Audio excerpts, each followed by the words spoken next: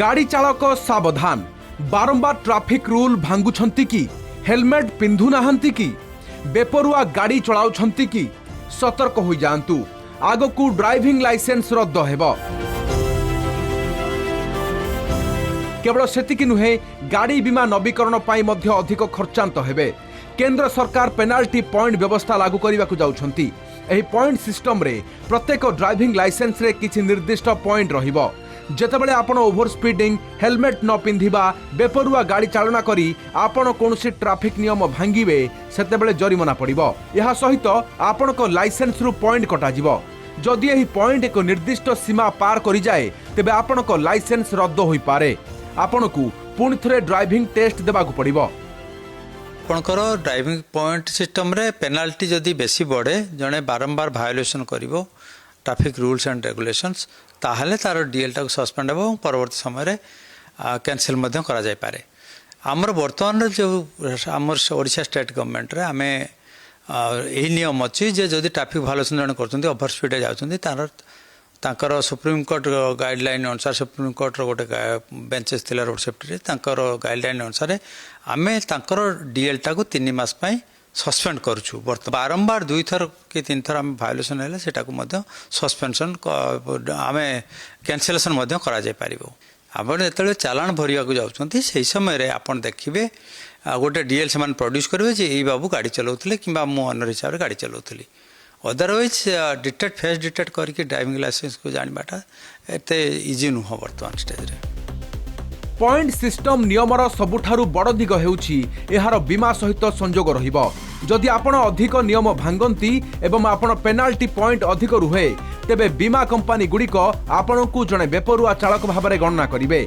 एहार परिणाम स्वरूप आपणकू गाड़ी बीमा नवीकरण करिबा समय अधिक प्रीमियम बा टंका देबाकू पड़िबो। अर्थात भल गाड़ी चालकंकू कम टंका और नियम भांगुथुबा चालकंकू अधिक टंका देबाकू हेबो। एही पॉइंट सिस्टम रो लक्ष्य सुरक्षित ड्राइविंग। लोक माने आर्थिक क्षति भय नियम मानी गाड़ी चलाइबे। यहा सहित डिजिटल ट्रैकिंग रहिबो। सारा देश रे चालकंक ट्रैफिक रेकॉर्ड को डिजिटल माध्यम रे ट्रैक करा जिवो। ए नियम दुर्घटना ह्रास कराइबो। कारण बारंबार नियम भांगुथुबा चालकंकू चिन्हट करी सेमानकू रास्तारू दूरे रखी हेबो। ये सिस्टम आप जो यहाँ सरकार करने जाऊँगी ये सिस्टम अच्छी सिंगापुर रे एटा लागू अच्छी मलेशिया रे लागू अच्छी गोटे जगार गोटे कंट्रीज गुड़ाक जो मॉडर्न यहाँ गोटे 15-20 वर्ष आगु लगे है से तो सिस्टम कहूँ पॉइंट्स गुड़ाक है नेगेटिव पॉइंट को जगार से ब्लैक मार्क दिखती। प्रथम थे 100 हेले आपको सस्पेंशन हम सेकेंड हेले फर्स्ट टाइम है वार्निंग सस्पेंशन सेकेंड 100 पॉइंट रे आपको हम सस्पेंशन तापर जदि है आउे आपन पूरा लाइसेंस कैंसल हम केतोले आपन लाइसेंस इंडिया रे पाई परिबे नाही।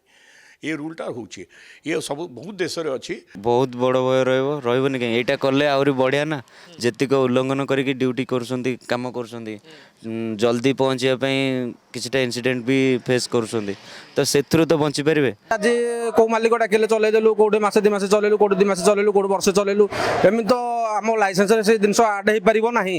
एक रे आ जदि बा आड हबो एमि कोन से ड्राइवर कंटिन्यू रहि परिबेनी तेनु करी ए सब जिंसटा ठीक नुह को हम कोन कहबो आम सुरक्षित रहिया पई हम सब चेष्टा करिवु ना आ कोन कहबो जा कि हम हिसाब रे हम चली आम जमी सुरक्षित चलिया कथा आम चली।